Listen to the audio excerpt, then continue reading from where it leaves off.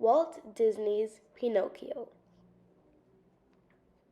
Once upon a time there was a lonely wood carver named Geppetto. He made a special wooden puppet and called it Pinocchio. Geppetto wished upon a star, and the blue fairy heard him. She magically brought Pinocchio to life. "I'm a real boy," cried Pinocchio, moving his arms and legs. "Not yet, Pinocchio. First you must be brave, truthful, and unselfish," said the blue fairy, "and Jiminy Cricket will help you learn right from wrong," she added. The next morning Pinocchio set off for school. On his way he met a sly fox and wicked cat.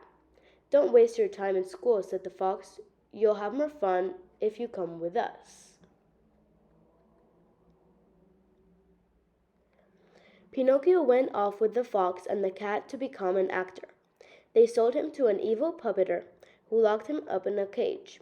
Just then the blue fairy appeared. "Why didn't you go to school?" she asked Pinocchio. "Two monsters put me in a sack." Pinocchio lied. And because he lied, his nose grew longer.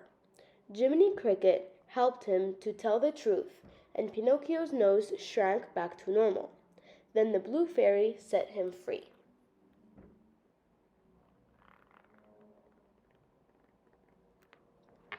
The sly fox and the wicked cat caught Pinocchio again. This time they sold him to a coachman along with a bunch of bad boys. The coachman cracked his whip and they were off to Pleasure Island. On Pleasure Island, Pinocchio was lazy and naughty. All of a sudden he grew donkey ears and a donkey tail. "Help! Now I'll have to pull the coach," brayed Pinocchio. "Quick, follow me," called Jiminy, and they jumped into the sea. When Pinocchio dried out, he went home to see Geppetto. "Father, I'm home," he called. "I'll never leave again." But Geppetto was not there. The workshop was empty.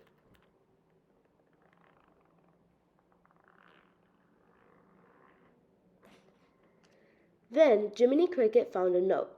"Your father went to the ocean to find you and was swallowed by a whale," it read. So Pinocchio and Jiminy went to the sea to find Geppetto. Pinocchio tied a big stone to his donkey tail.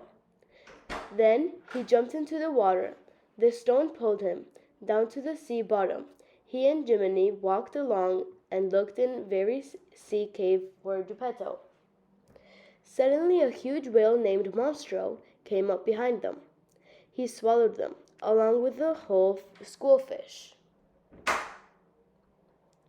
There, in the stomach of the whale, was Geppetto living on a wrecked old boat.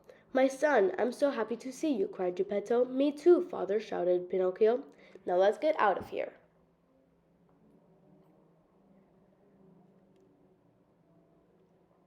Pinocchio and Geppetto lit a fire. The smoke from the fire made Monstro sneeze. "Kashoo!" Geppetto and Pinocchio rushed out of the whale's huge mouth on a raft. They were washed up on the shore. Pinocchio lay still. He did not wake up. Geppetto held the puppet in his arms. "My little wooden head was so brave and unselfish," he said, crying. "He risked his life to save me."